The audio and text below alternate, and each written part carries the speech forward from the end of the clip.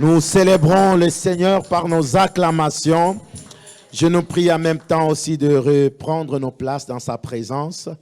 Encore une fois, je vous bénis dans le nom puissant de Jésus-Christ. Et aujourd'hui, nous continuons encore notre thème qu'on a démarré le dimanche dernier, qui est intitulé « Le salut ». Le salut. Nous avons parlé du salut. Aujourd'hui, nous continuons la deuxième partie. Lisons tout de suite le livre de Romains, chapitre 1, 16 à 17. Romains, chapitre 1, 16 à 17. La Bible dit, « Car je n'ai pas à rougir de l'évangile. N'est-il pas la puissance de Dieu qui sauve de la mort éternelle tous ceux qui l'acceptent avec foi? Il est vrai qu'il s'adresse en premier lieu aux Juifs, mais les non-Juifs est invité au même titre. » 17. Et voilà ce que cet évangile nous révèle. Dieu nous déclare justes si nous plaçons notre confiance en lui. Et nous apprenons comment cette justice que Dieu nous attribue naît de la foi et la fait grandir, ainsi qu'il est écrit dans l'Ancien Testament. Celui qui place sa confiance en Dieu sera déclaré juste devant lui et sa foi sera pour lui une source de vie. Alléluia. Et donc, ce passage a une profondeur incroyable. Il y a une révélation. Si tu veux monter dans la dimension de ta spiritualité chrétienne, bien sûr, c'est une base que tu dois avoir en toi. Cette connaissance doit être le pilier sur lequel tu as placé ta vie. Alléluia. On ne peut pas aller plus loin si on n'a pas compris le mystère du salut. Alléluia. C'est impossible d'être un enfant de Dieu ne connaissant pas c'est quoi le salut. Qu'est-ce qui t'est arrivé? Bien sûr, tu as cru. Mais tu dois savoir c'est quoi ces phénomènes qui t'est arrivé. Alors, ce qu'il faut savoir est ce qu'on a dit la fois passée dans notre introduction. Dieu nous offre gratuitement la vie éternelle. Ici, on nous dit c'est lui qui place sa confiance. Et cette vie éternelle en Jésus-Christ, Dieu nous l'a offert gratuitement. Mais nous allons voir aussi que ce n'est pas gratuit. Alléluia. Nous allons découvrir ça. Mais il est parfois difficile de comprendre le processus qui nous permet d'avoir accès à cette vie éternelle. C'est tout un processus. Et c'est ça qui fait que lorsqu'un enfant de Dieu, un croyant, connaît la vérité, en fait, il devient libre, il devient puissant face au monde, face au royaume des ténèbres. Alléluia. Et il y a un philosophe qui disait, connais-toi toi-même. Et il a fait du succès. Alléluia. Ah oui, je ne vais pas citer son nom. Je ne veux pas qu'il soit célèbre ici. C'est le nom de Jésus. Alléluia. Alors il dit, connais-toi toi-même. Juste la phrase là, ça lui a coûté un succès mondial. Et de génération en génération.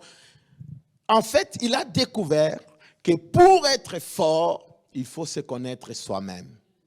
Et c'est ça que le Seigneur veut que chaque enfant de Dieu puisse savoir qui il est exactement.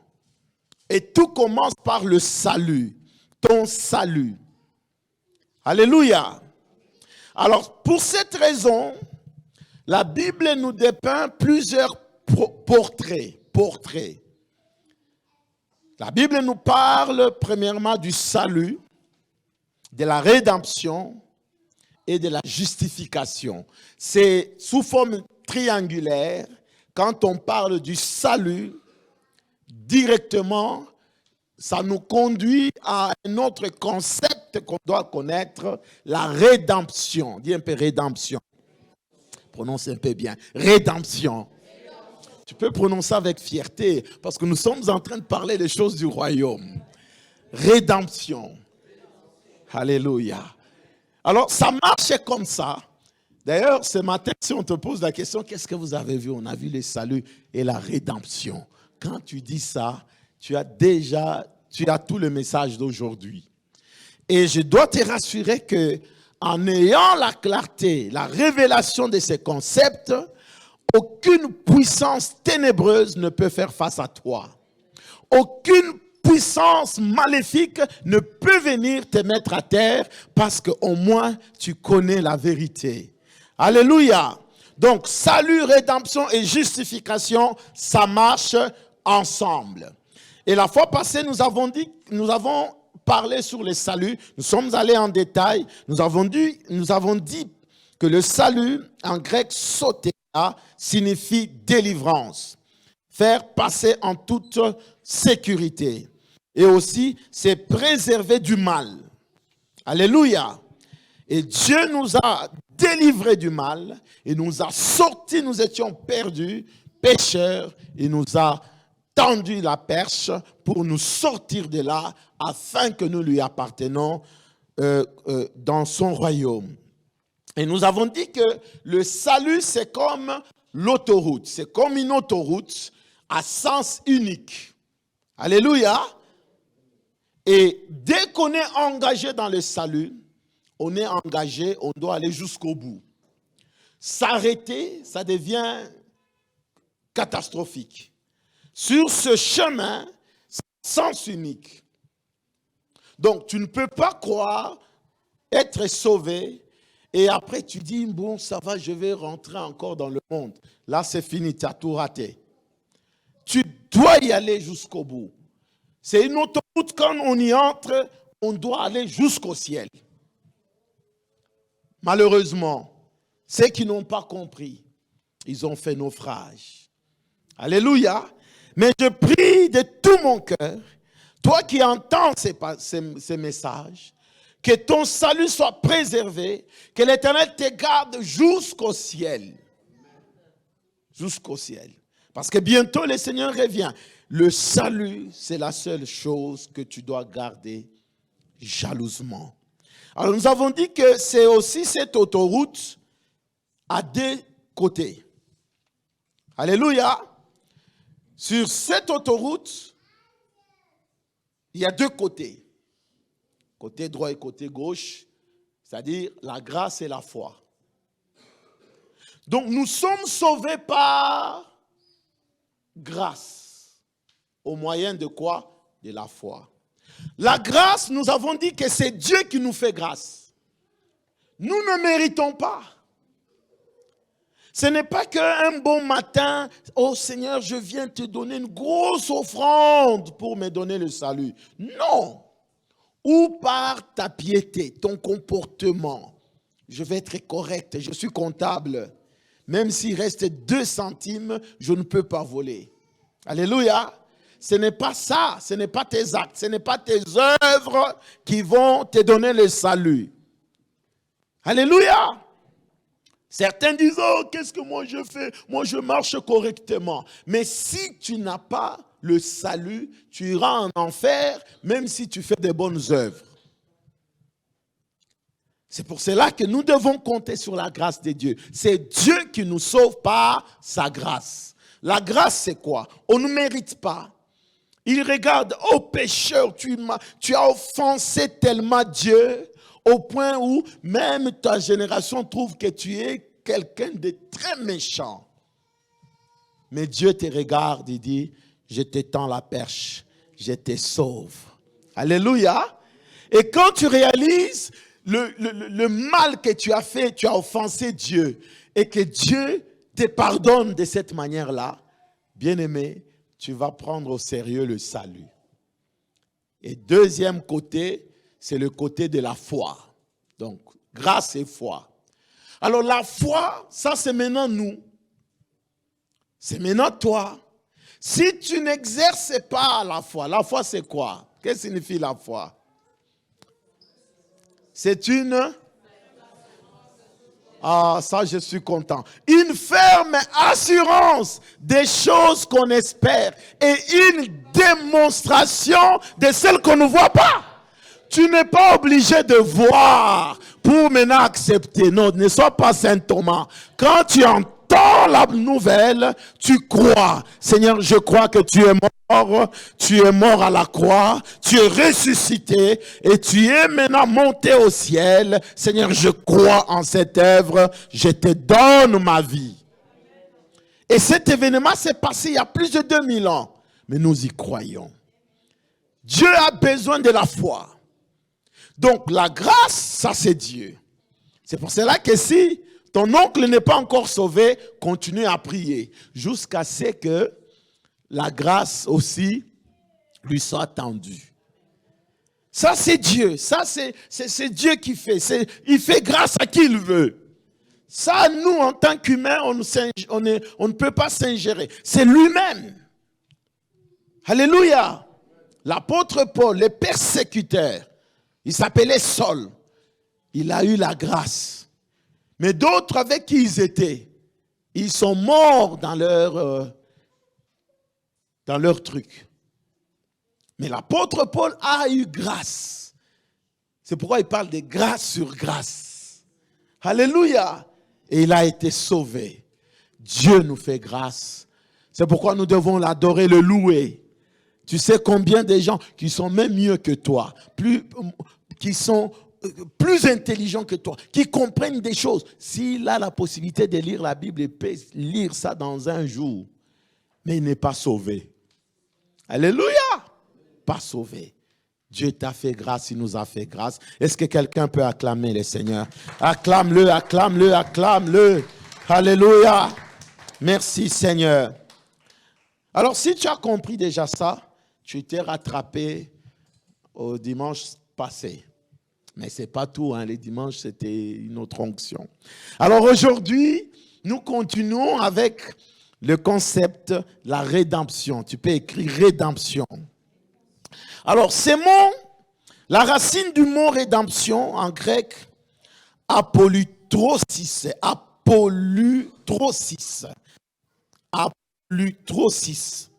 en grec, signifie payer un prix en guise de rançon. Payer un prix en guise de rançon. Cette expression renvoie aux moyens par lesquels le salut est offert. Donc le salut que tu reçois gratuitement, en fait, ce n'est pas gratuit. Quelqu'un l'a payé. Je reprends. Le salut que Dieu nous donne comme étant gratuit, en fait, ce n'est pas gratuit. Il y a quelqu'un qui a payé le prix. Il y a quelqu'un qui a déjà payé et il t'a ramené maintenant, comment on appelle, un chèque ou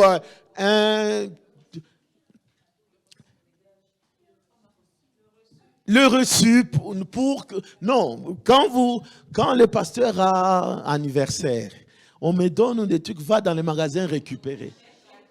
Chèque cadeau, ah, voilà, chèque cadeau. Alléluia. Chèque cadeau, c'est un petit papier où déjà il y a de l'argent dedans. Quelqu'un a payé ça depuis. Et il a gardé, il a dit, bon, je ne connais pas bien ces couleurs. Je ne connais pas la taille bien. Je ne connais pas, bon, qu'il ait seulement son chèque cadeau. Dès qu'il arrive dans le magasin, qu'est-ce qu'il fait? Il présente et il n'a pas besoin de sortir encore sa carte de banque. C'est déjà payé. Alléluia. L'impression est là, c'est que c'est comme si c'est gratuit. Non. Quelqu'un a payé. Le salut que nous avons reçu, bien-aimé, Jésus a payé cela. Il a payé à la croix. Il a payé de sa vie pour que chacun de nous y accède gratuitement. Aïe, aïe, aïe, aïe, aïe, aïe, aïe. Pour que chacun de nous ne donne plus quoi que ce soit. C'est déjà fait, c'est déjà payé. Et ce qui te reste, c'est d'entrer maintenant par la foi au nom de... Oh, est-ce que tu peux acclamer Jésus? Oh, merci Seigneur. Merci Jésus. Merci mon roi.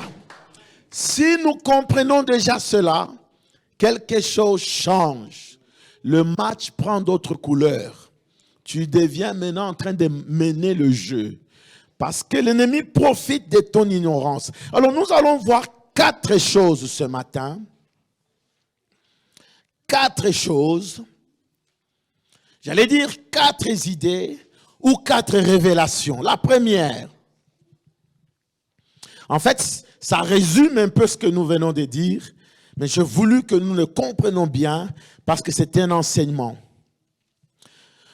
Parce que nous sommes pécheurs, nous devons être rachetés. Romains chapitre 3, 10 à 18.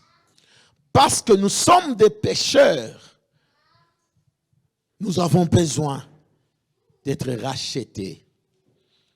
La Bible dit, selon qu'il est écrit, il n'y a point de juste, pas même un seul. Alléluia. Pas un seul juste. Nul n'est intelligent, nul ne cherche Dieu. Tous sont égarés, tous sont pervertis. Il n'en est aucun qui fasse le bien, pas même un seul. Regarde comment Dieu nous voit. Pas même un seul. Alléluia. Surtout les gens qui pointent les autres du doigt. Quand Dieu le voit en secret, Dieu regarde et dit, hé, mais toi c'est encore pire. Alléluia. Donc, tous, sans exception, il n'en est aucun qui fasse le bien, pas même un seul. Leur gosier est un sépulcre ouvert. Ils servent de leur langue pour tromper. Ils ont sous leurs lèvres un venin d'aspic. Un venin. Vous avez déjà parlé avec des gens, quand vous finissez de parler, le cœur fait mal. Des bouches qui sortent des venins. Quand il arrive dans un groupe, il faut que les groupes-là se dispersent. Parce qu'il va dire à l'autre, tu as entendu ce qu'on a dit. L'autre, ah bon, mais moi j'ai entendu ceci. Bien aimé, au bout d'un certain temps, les gens, l'union s'est dissout. Alléluia. Voilà comment Dieu regarde. Il dit, tous ils sont pécheurs. Pas même aucun. Leur bouche est pleine de malédictions et d'amertume. Aïe, aïe, aïe, aïe, aïe. Ils ont le pied léger pour répandre le sang. Les pieds légers. Donc, ils sont aptes à tuer. Aptes à faire des choses. Donc, ils sont contents quand ils vont tuer. Aïe, aïe, aïe, aïe. La destruction et leur malheur sont sur leur route. Ils ne connaissent pas le chemin de la paix. La crainte de Dieu n'est pas devant leurs yeux. Alléluia. C'est jusqu'au verset 18. Voilà. La crainte de Dieu n'est pas devant leurs yeux. Regardez un peu ce qu'on voit. C'est ce que Dieu nous voit comme des pécheurs. Alléluia. Dis un peu, ce n'est pas grave. Parce qu'il y a une solution. Alléluia.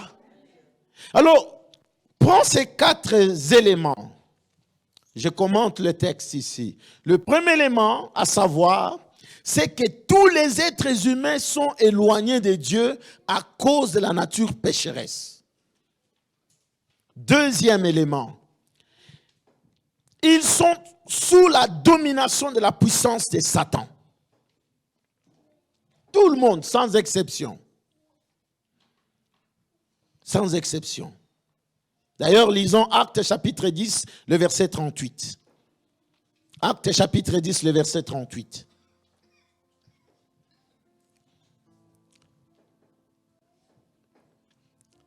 Il dit, vous savez comment Dieu a oint du Saint-Esprit et de force Jésus de Nazareth, qui allait de lieu en lieu, faisant du bien et guérissant tous ceux qui étaient sous l'empire du quoi? Du diable, car Dieu était avec lui.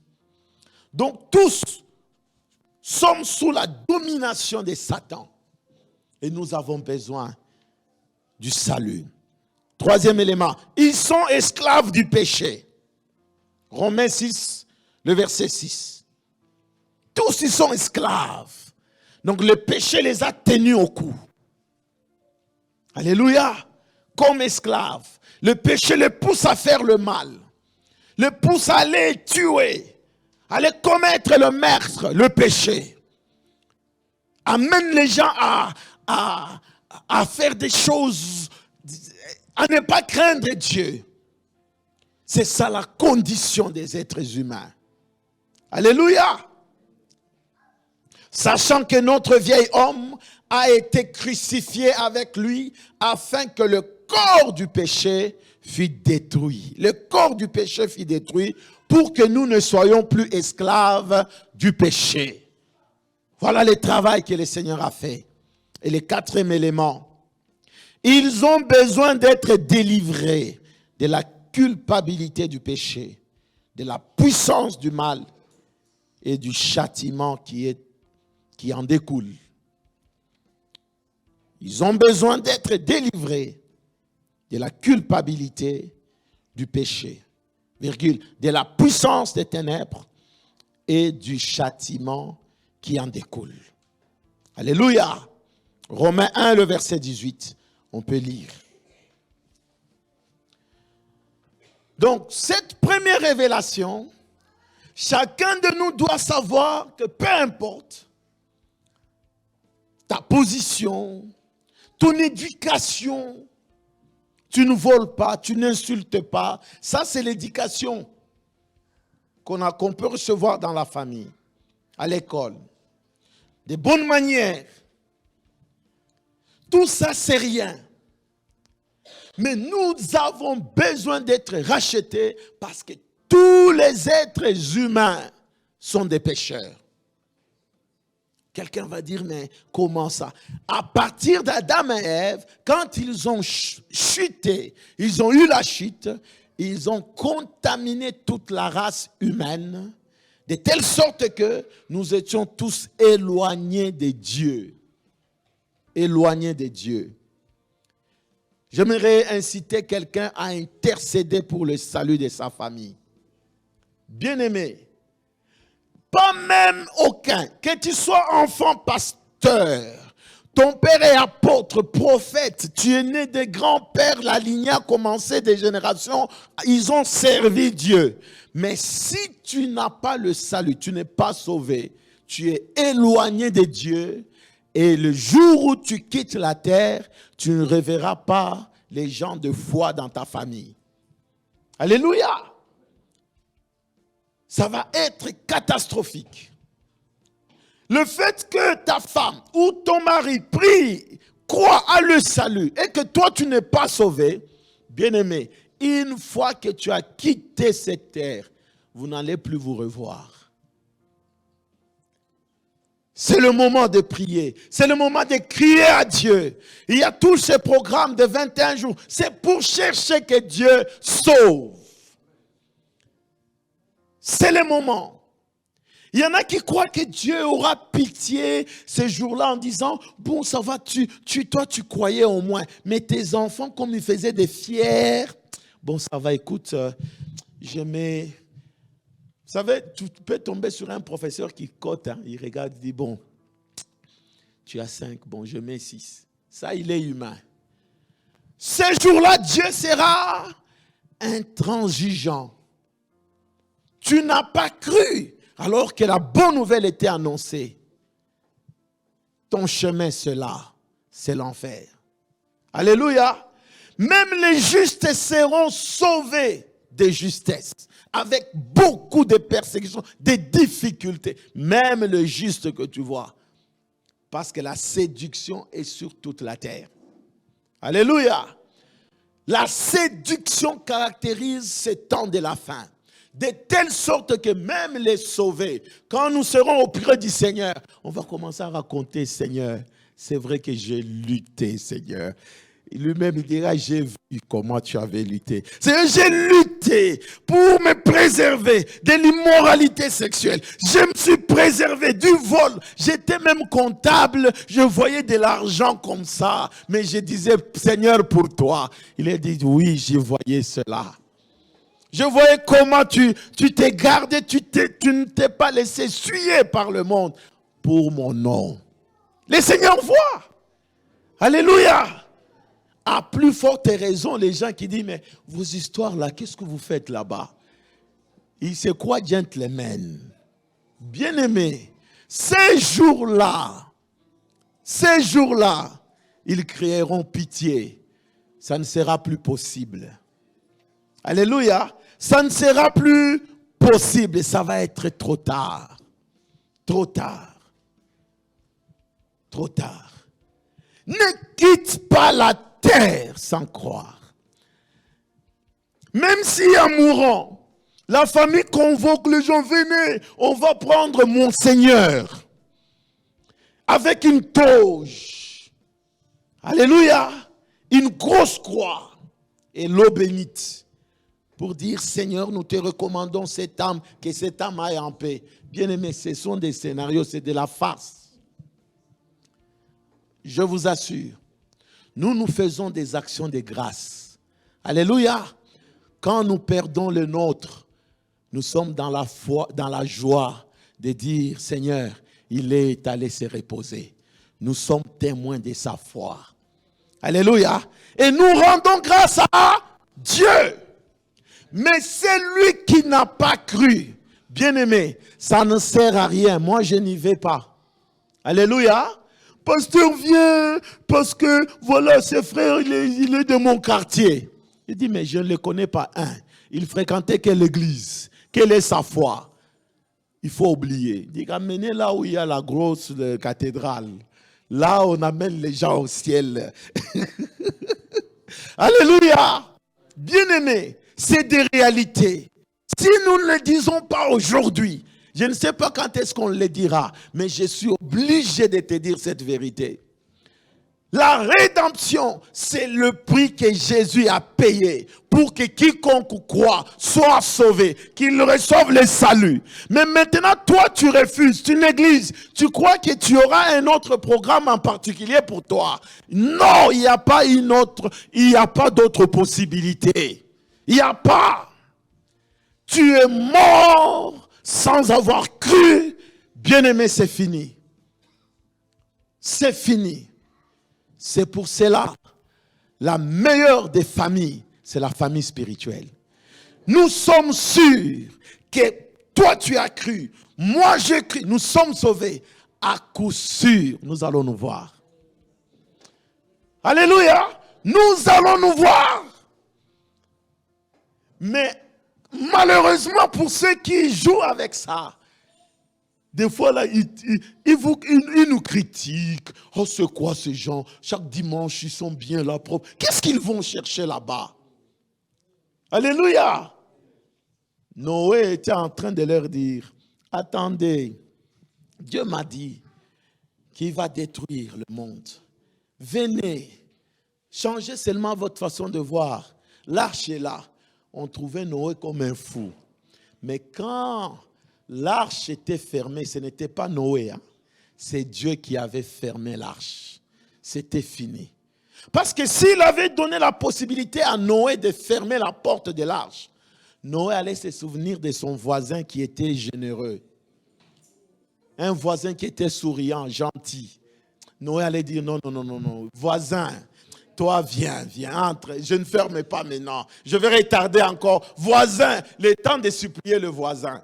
Mais ça, c'était Dieu lui-même qui fermait la porte de l'arche. Je crois que Noé était là en train de dire, je suis désolé, en train de voir comment la porte se referme. Il voit le voisin qui dit, Noé, mais non. Il dit que mais c'est déjà trop tard. Alléluia. Ne jouons pas avec ces choses. C'est pour cela que le Seigneur m'a mis à cœur d'en parler et d'insister. Alléluia. Parce qu'on peut te bénir. Tu as des promotions au travail. Tu achètes des maisons, des voitures. Tu as une vie luxueuse. Bien-aimé, c'est pour un temps. Mais après, comment tu vas faire si tu n'es pas sauvé? Ces choses-là, c'est de la boue. Alléluia. C'est de la boue. La preuve, regarde seulement. Quelqu'un qui avait acheté la voiture toute neuve en 2010. Alléluia.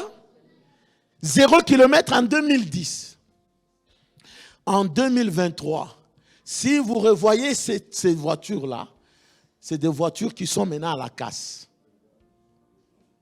Alléluia. Ça veut tout simplement dire que tout ce que tu vois aujourd'hui, que cela ne te séduise pas. Parce qu'avec le temps, ça vieillit et ça disparaît. Parce que tu dis en 2010, 0 km. Je crois que c'est à l'époque où il y avait des ting-tung. Mais maintenant, les ting-tung, ce n'est plus une option. Alléluia. Maintenant, il y a des options terribles. Tu es déjà chez toi. Tu contrôles ta voiture par ton téléphone.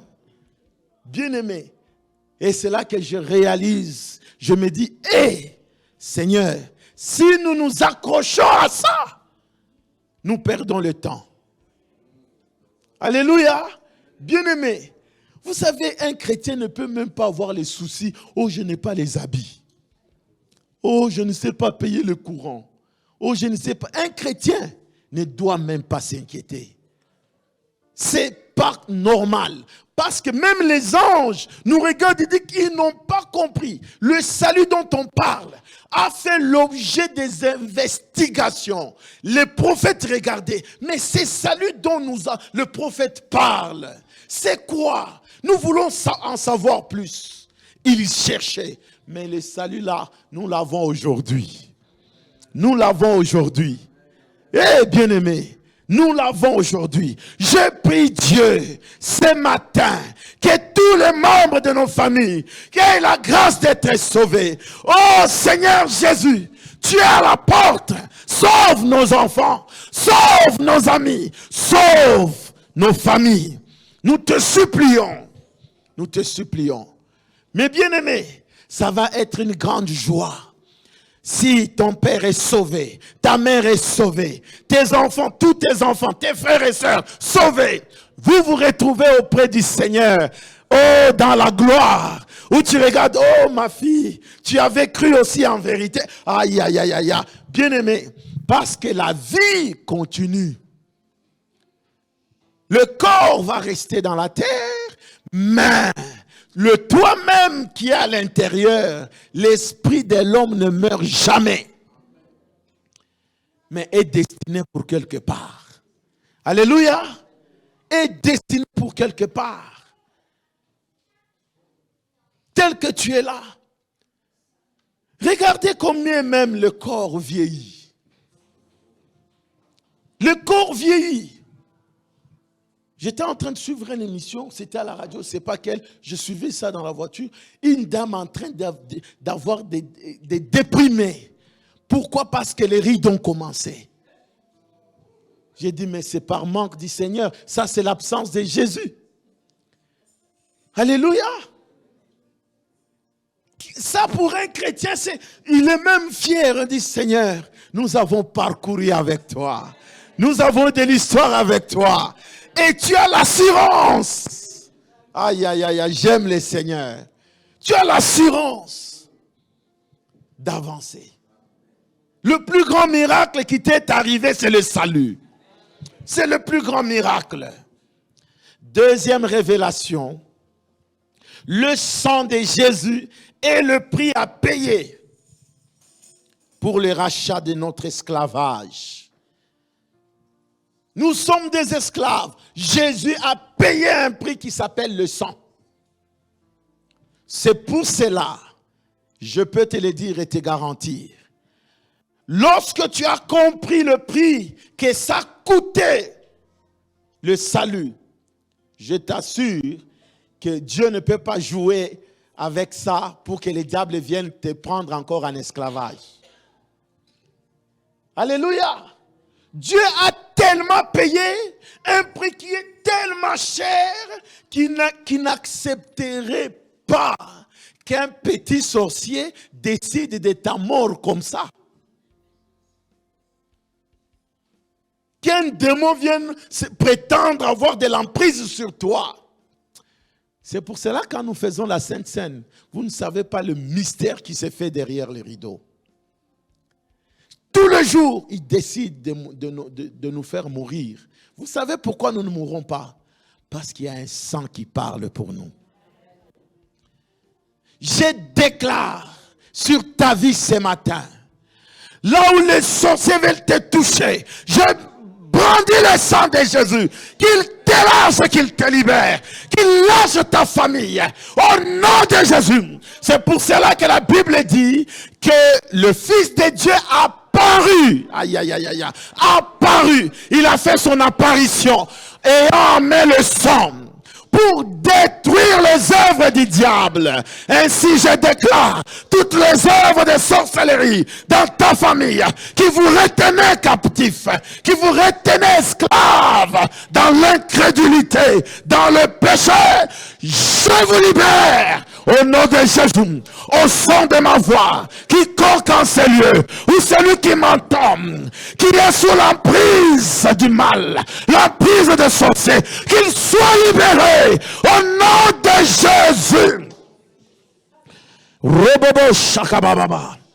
Le sang de Jésus, je vous assure, est tellement puissant parce que c'est le sang de Dieu lui-même. C'est Dieu lui-même qui a donné son sang. On peut l'appeler prix, mais c'est un prix qui est au-dessus de tout prix. Alléluia! Au-dessus de tout prix. Le sang. Je déclare que cette maladie dans ton corps, au son du cri du sang de Jésus, que cette maladie te lâche dans le nom de Jésus-Christ. Vous savez que le sang parle. Le sang parle. Le sang de Jésus a une bouche pour parler. Que le sang parle en ta faveur. Toi, tu n'es pas esclave des maladies. Tu n'es pas esclave du diable. Dans le nom puissant de Jésus. Alléluia. Mes bien-aimés, vous ne pouvez imaginer. Lisons 1 Pierre chapitre 1, 18 à 19. Et tu peux aussi noter Hébreux 9, 12. La colère de Dieu se révèle du ciel contre toute impiété. C'est pas ça. Je parle de 1 Pierre chapitre 1, 18 à 19. Mais par le sang précieux de Christ. Est-ce que nous sommes dans le passage? 1 Pierre chapitre 1, le verset 18. Voilà, c'est là. Et 19. Sachant que ce n'est pas par des choses périssables, par de l'argent ou de l'or, que vous avez été rachetés de la vaine manière de vivre, que vous aviez hérité de vos pères. Alors écoutez la réponse. Mais c'est par le sang précieux. Sang précieux. Alléluia. De Christ. Comme d'un agneau sans défaut et sans tache. Alléluia. Jésus qui nous a sauvés. Je vous assure, c'est Dieu lui-même.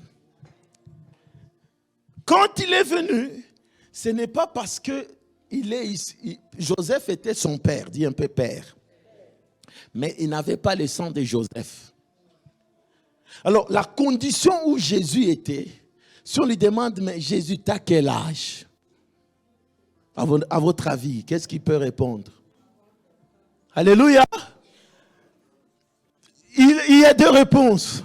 Dit chez ma maman. Alléluia. J'ai tel âge. Mais chez mon père, j'ai l'âge de l'éternité. Aïe, aïe, aïe, aïe, aïe, aïe. Ça, c'est Jésus. Personne n'est dans cette condition. Dieu est venu sur la terre et il a donné un sang. Pas un sang corrompu. Un sang précieux, un sang pur. Aucun péché ne s'est trouvé dedans. Un sang où le diable ne peut pas venir réclamer que, ah, mais j'ai trouvé quelque chose qui m'a... Jamais. C'est ce sang-là précieux qui t'a délivré. Sois conscient. Tu peux rentrer chez toi en disant, j'imbibe toute ma maison, je mets toute ma maison dans le sang de Jésus. Fais seulement ça, tu verras. Il y a certaines choses, nous pleurons pour rien. Nous avons les armes à main. Dieu dit, quand vous allez sortir, mangez l'agneau. C'était déjà l'image de Christ. Prenez le sang, mettez sur les linteaux de vos maisons. Alléluia. Quand l'ange de la mort vient, dès qu'il voit le sang, l'ange passe. Alléluia. Mais le sang précieux de Jésus sur ta vie, qui peut te toucher? Quels sont les réunions des ténèbres qui peuvent se tenir toute la nuit et venir chez toi pour qu'ils réussissent? À moins que tu n'aies pas la révélation. Alléluia. Tu as des problèmes de mari et femme de nuit. Tu es là, tu vois les gens venir coucher avec toi. Prends le sang de Jésus, mets sur tout ton lit. Ils vont brûler. Alléluia. Mets le sang de Jésus partout dans ta chambre. Tu dis, Seigneur, je dors. Maintenant, le sang de Jésus couvre tout cet espace. Nous avons là les armes.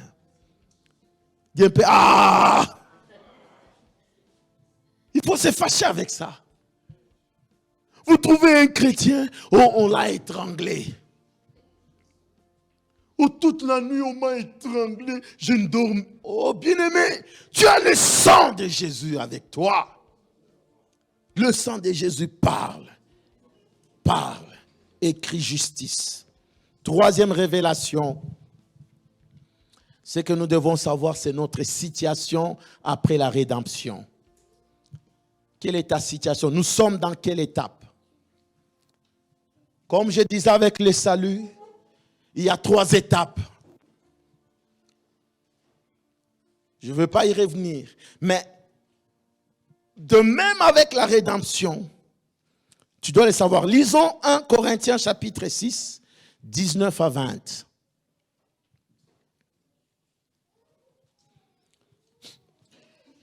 Ta situation, quelle est ta situation? Alléluia.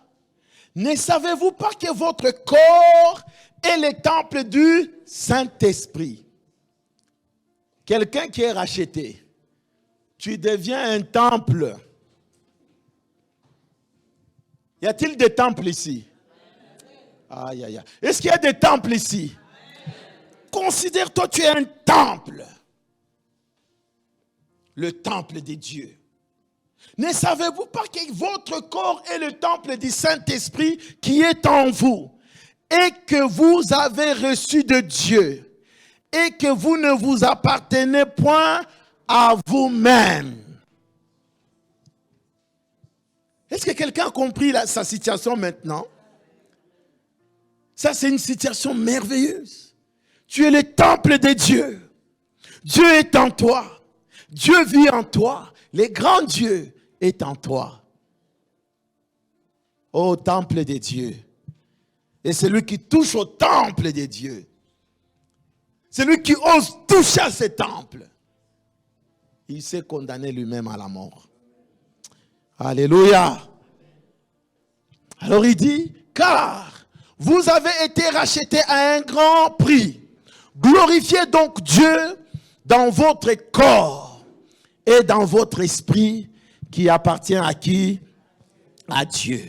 C'est ici, bien-aimé, que tu peux, lorsque tu mènes ta vie, où que tu sois, sois conscient de ta situation après la rédemption. Quand tu as été racheté, alléluia, tu dois vivre dans cette conscience-là. En d'autres termes, c'est un peu quand une jeune fille, dis un peu une jeune fille, qui vient de se marier. J'avais une de mes sœurs, elle s'est mariée. Mais elle a habité presque dans la même commune que nous. C'est-à-dire, elle vient de se marier. Alors, on a fait la fête samedi. Dimanche, elle est chez elle. Maintenant, le lundi matin, elle doit aller soit travailler ou étudier. Alors, elle est sortie de chez elle. Elle est déjà mariée. Le lundi soir, elle rentre de l'université. Elle revient à la maison. Et c'est quand elle arrive devant la porte qu'elle s'est rendue compte qu'elle est mariée. Elle a maintenant une nouvelle adresse. Et tout le monde était surpris. Mais toi, qu'est-ce que tu viens faire ici? On a déjà dansé, fêté depuis, et maintenant on se repose, on est en train de nous... Mais toi, tu reviens.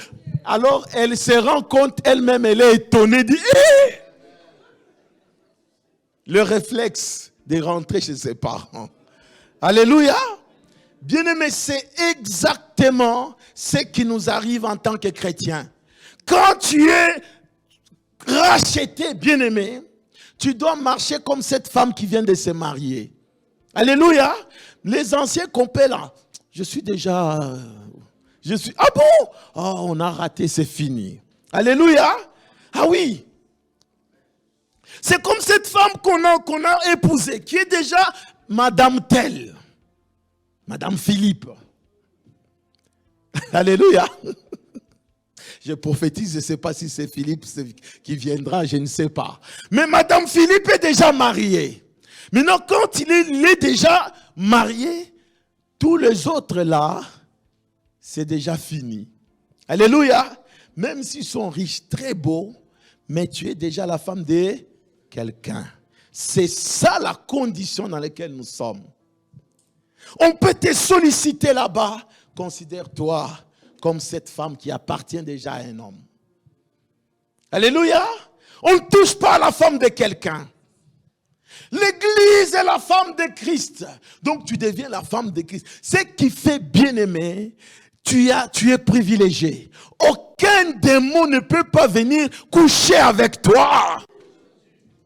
Aucune maladie ne peut pas être décidée dans les ténèbres sur ta vie. Non, qu'il décide sur ceux qui ne sont pas rachetés. Mais toi, tu es racheté. J'interdis toutes les lois familiales, toutes les réclamations de ta famille. D'ailleurs, la Bible dit, pour nous qui sommes en Christ, nous sommes une nouvelle créature. Les choses anciennes sont passées. Bien-aimé, qu'est-ce qui peut te réclamer? Même si dans ta famille, il y a la loi du célibat, toi, tu n'es pas concerné. Même si dans ta famille, il y a une maladie héréditaire, ça touche les autres, pas toi. Je déclare par toi.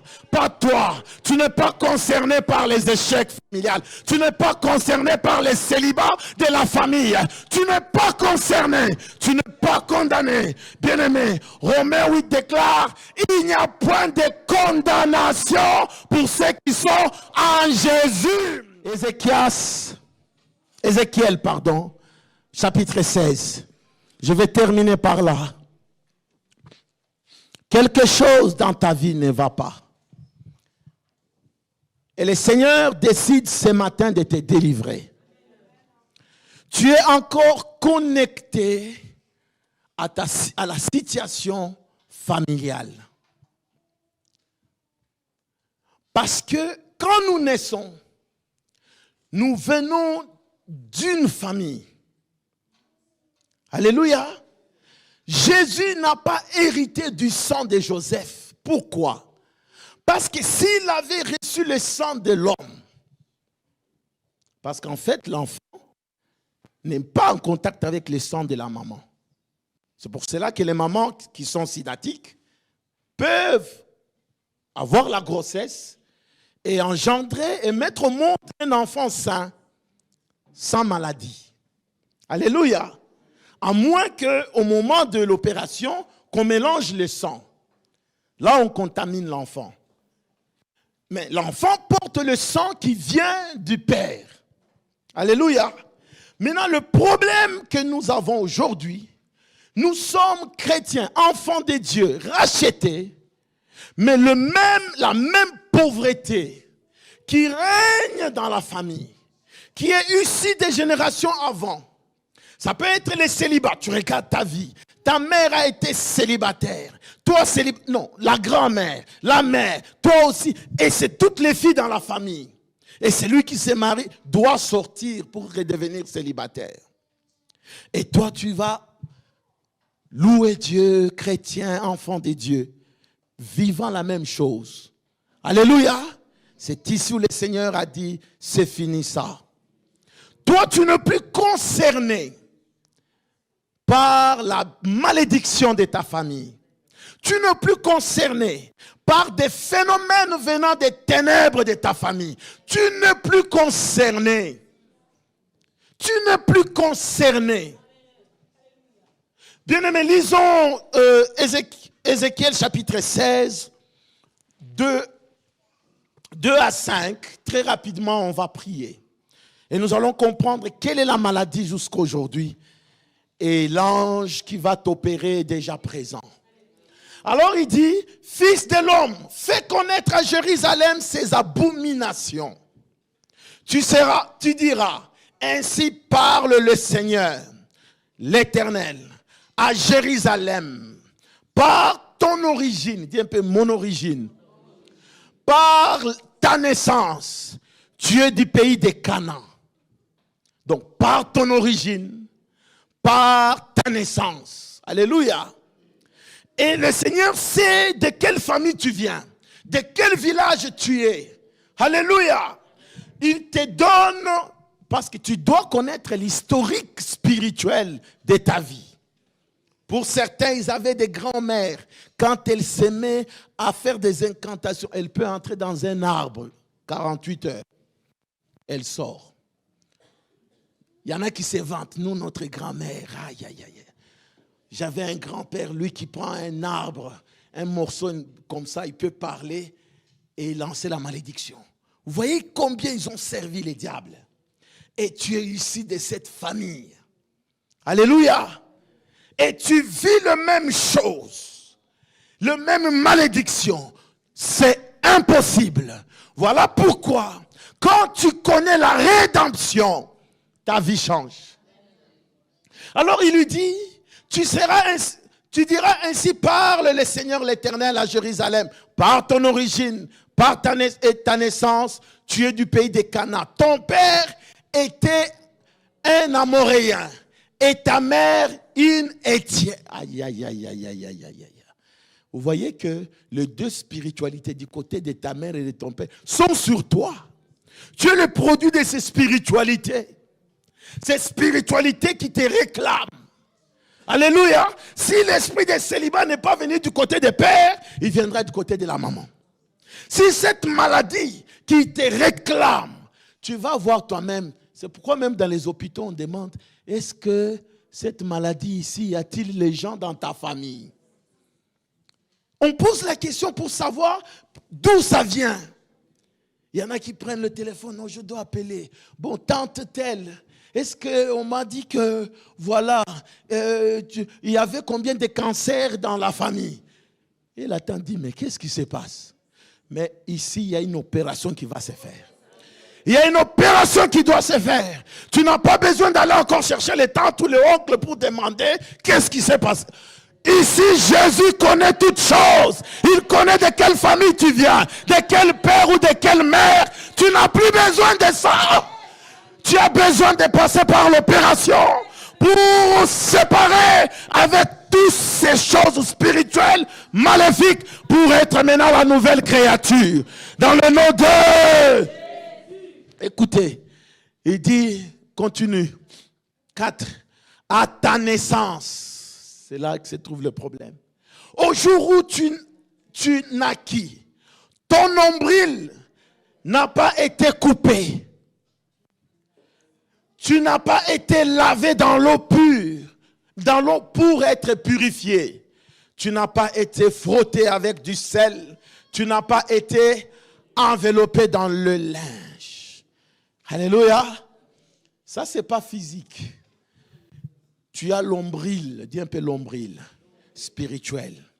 Ton nombril spirituel est encore connecté aux autels diaboliques. Alléluia. Il y en a qui rêvent, ils se voient autour d'une petite case, ils sont en train de danser. Ton nombril, tu es en Europe, mais cela s'est passé à Tombouctou, à des kilomètres d'ici. Mais tu te rêves là-bas en train de courir dans la parcelle où vous étiez. Ton nombril est encore connecté. C'est pour cela que nous allons couper ça. Est-ce que tu peux couper déjà? Coupe ton nombril. L'ombril spirituel. Tu dois couper. Tu coupes avec quoi? Le sang de Jésus. Est-ce que tu peux te tenir debout?